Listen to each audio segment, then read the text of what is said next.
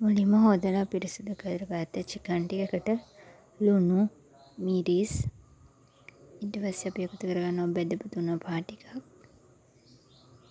ගම්මිරිස් ටිකක්. මේ ටික දාලා හොඳට අපි කලවම් කරගන්න ඕනේ. මේ ටික හොඳට කලවම් කරගෙන අපි විනාඩි 5ක් විතර මේක තියාගන්න ඕනේ.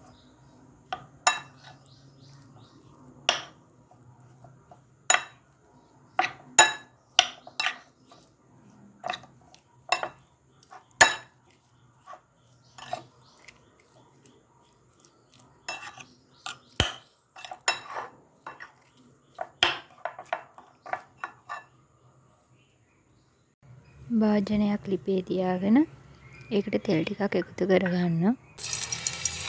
ඊට පස්සේ හොඳට තෙල් ටික රත් වුණාට පස්සේ ඒකට අපි චිකන් ටික එකතු කරගන්න ඕනේ.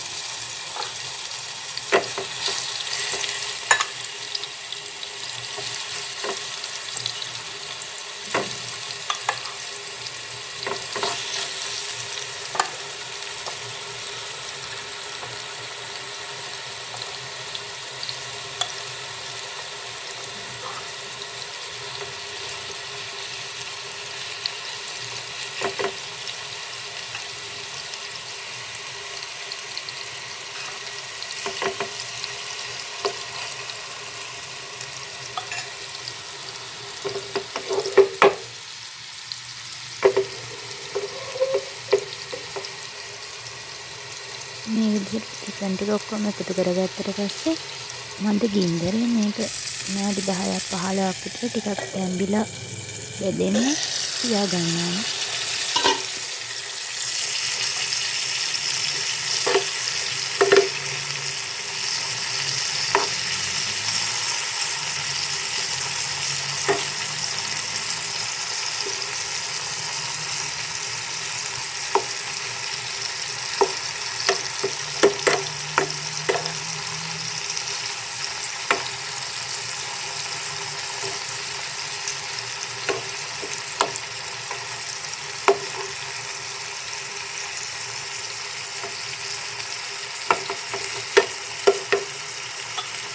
චිකන් ටික මේ විදිහට බෙදෙන්න තියෙද්දි අපි ඒකට අවශ්‍ය ලූණු, ඉඟුරු, සුදු ලූණු, කරපිංචා, නයි මිරිස් ඔයගොල්ලන්ට ඕන අමු මිරිස් උනත් මේකට එකතු කරගන්න පුළුවන්.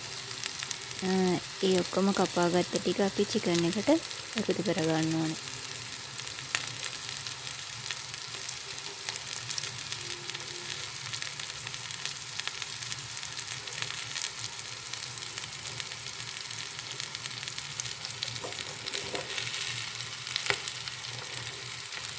ඒ ටික ඔක්කොම එකතු කරගෙන හොඳින් කලවම් කරගන්න ඕනේ. චිකන් එකත් එක්ක.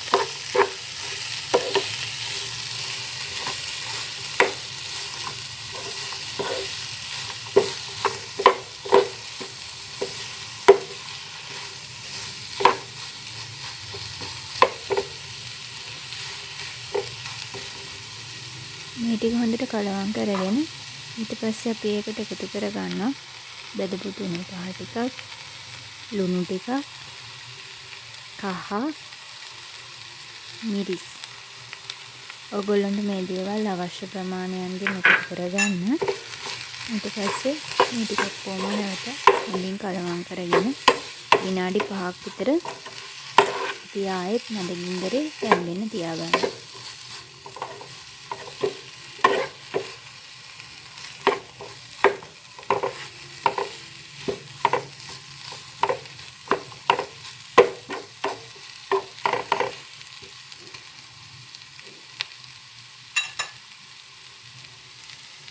ඉතින් ඔයගොල්ලෝ මේ විදියට චිකන් ටෙම්පරාදුවක් හදලා කාලා බලන්න.